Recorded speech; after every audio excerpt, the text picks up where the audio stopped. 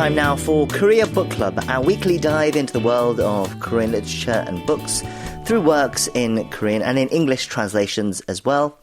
This week we have with us cultural essayist Colin Marshall, who's also host of his own podcast, Colin in Hanguk, and author of the essay collection 한국 요약 금지.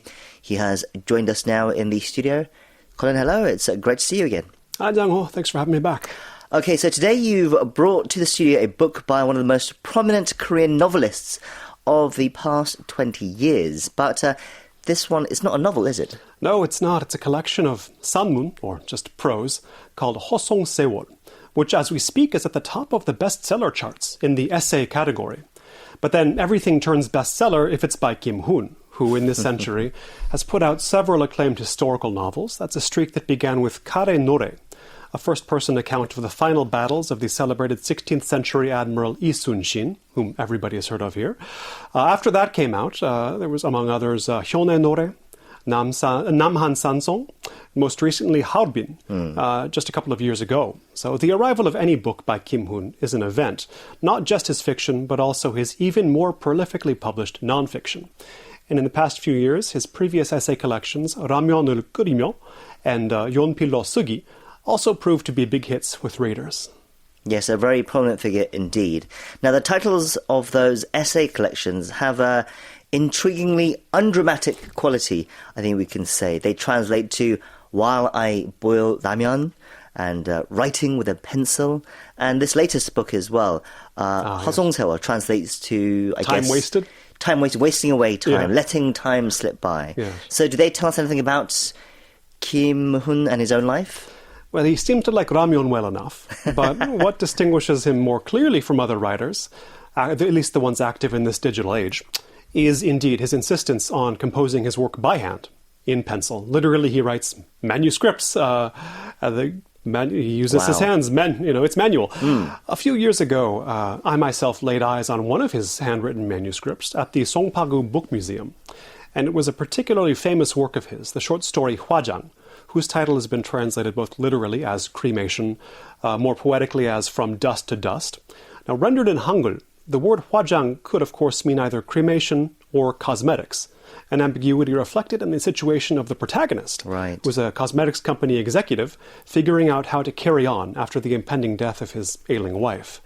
And a decade ago, Im Kwon-taek, very much the elder statesman of Korean cinema, adapted this story into a film internationally titled Revive, marketed, incidentally, as his 102nd film, starring An Song-gi, who is practically a living embodiment of Korean cinema himself. Yes, those are some big names in the film industry. Of course, not every piece of famous Korean literature can attract a director and actor at that level for an adaptation. So is having work adapted to film one of the reasons behind Kim Hoon's fame? Well, less than one might assume, and Aviv wasn't exactly a smash hit, but listeners may remember The Fortress from 2017, a film that adapts Namhan Sansong, Kim Hoon's novel about the early 17th century King Injo and his troubled attempts to handle the Qing invasion at that time. As a side note, the director of that film, Hwang Dong-hyuk, went on a few years later to create a television series called Ojingo Game, or Squid Game, of which I imagine you may have heard. But as far as Kim Hoon novels and stories brought to the screen, there's not actually that much to report. He's one of those writers whose strength lies in a quality difficult to adapt into another medium, and that's his prose. I see. So he's a very respected writer for his actual writing, then. What is it about his writings that make it so special? I mean, it may be difficult to get across on radio, I guess, especially in the English language. But what does Kim Hoon's prose sound like, I guess? Well, back in 2020, I wrote an essay for the Los Angeles Review of Books trying to explain just that. And I think I'm right in saying it was the first long-form piece ever published in English on the work of Kim Hoon. And if I'm permitted to quote myself, I there described his style as astringently spare and composed of sentences pared much further down than those of most Korean literary prose. And in part, we could put that down to the 20 years he spent as a newspaper reporter before turning to fiction. But when he did turn to fiction in the mid-1990s, he actually used a more ordinarily or self-consciously even literary prose style, shall we say. Let me read out the opening sentence of his debut novel, 빛살 문위토끼의 추억, or Memories of Comb Tooth Patterned Earthenware. It's as follows. Each time the guerrilla units of the Wind stationed downtown swept through the narrow, deep valleys between the buildings and twisted around the corners, they changed direction and speed, leaping up high as the units that smashed against the walls of the buildings escaped out the city's valleys and tangled with the other ranks rushing in from across the street. They got pinned to the ground or soared up to the sky, blowing trash into the air. That's just one sentence. All that in just one sentence? Yes. Okay, so that is quite a mouthful, and I reckon that would probably rub English language editors up the wrong way. No doubt. For many people anyway as well. So that's the opening of the book as published in English then? It's actually my own translation, since Kim Hoon's first novel, like all his subsequent books, has never been published in English. Right, okay. Though I have seen editions of Korea24 in Spanish and French, El Canto de la Espada and Le Chant du Sable. In fact, it was with that novel, Korea24, which was originally published in 2001, that his style changed. In an example of the meticulous research and almost bottomlessly deep interest in the history of this country, or rather of Korean civilization itself, for which he would become known, he based the prose of that novel on Lee Sun-shin's own diaries, creating a narrative voice unlike the Lee Sun-shin generations of readers had been led to imagine up to that point. And that book is full of sentences like, "The water was still," and "the enemy was approaching," which sound better in context and in Korean, and which together convey a hero who may be internally divided about his duty and his fate, but faces them nevertheless, and they do so with grandeur, but without grandiosity. I see. I guess that might be why there haven't been any books translated into English yet, as it sounds like it would be quite a challenge for the translator, and also there would be, I guess, the burden of translating the writings of such a heavyweight figure in the scene as well. You've described works of fiction by Kim set both in the distant historical periods and modern day, but what about his non-fiction then, which is actually what we're talking about today? Is his interest in both the past and the present reflected as well by his non-fiction, like the essays in this new collection? It very much is, and he's described his persistent use of a pencil to write as motivated by physicality, by what he calls the feeling of his body propelling the writing forward.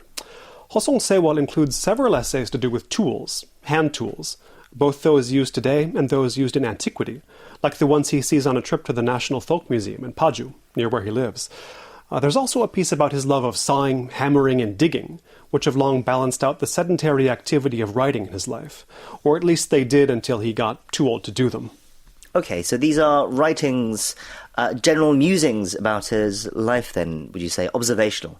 His life and about events as well. He's got pieces on, then current events. These are all from the past few years, but also reflections on things that have happened over the past 20, 30 years in Korea and farther back. Really, he has a deep store of memory, but also a deep interest in the history of the culture that produced him. So it all gets referenced. It's not simply about current events or recent events. Right, and at this point he must not be a young man then, because he's been writing novels for 30 years, and you said that he was a journalist for 2 decades before that as well.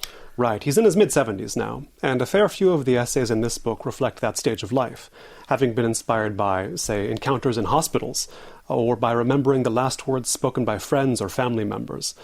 The very first piece, placed even before the table of contents, relates how his health conditions have forced him to give up smoking and drinking, 2 avocations in which he, like so many Korean writers of his generation and older, and even some younger ones, avowedly engaged with enthusiasm for decades and decades.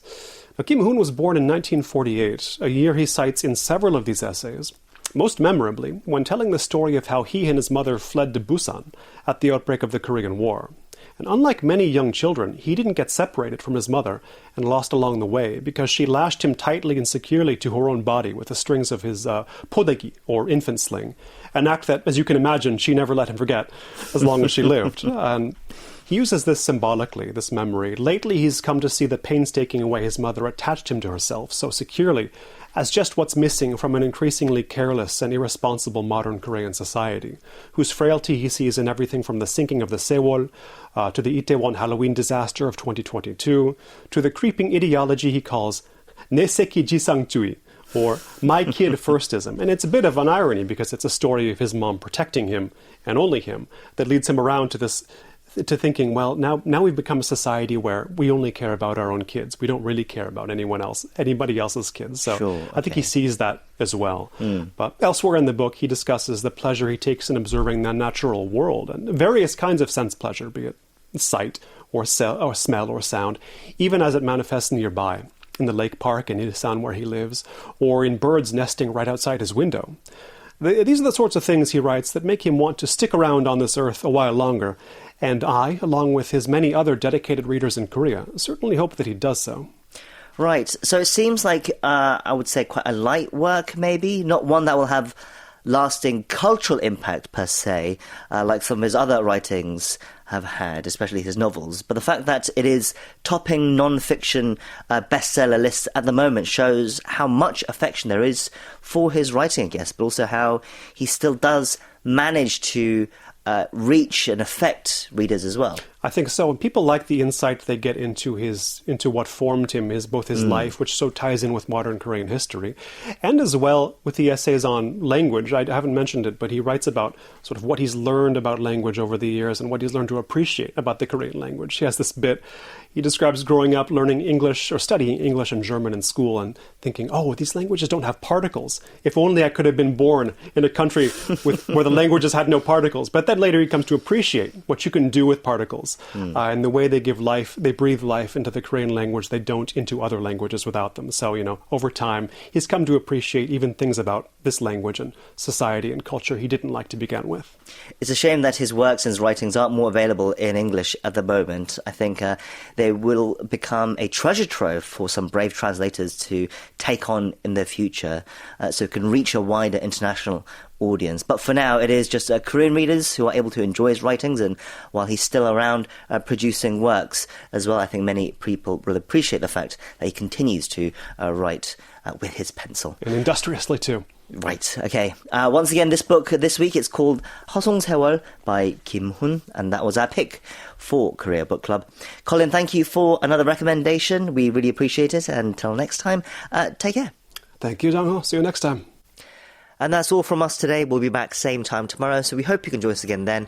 I've been your host, Kwon Jang-ho, and thank you as always for listening. Goodbye.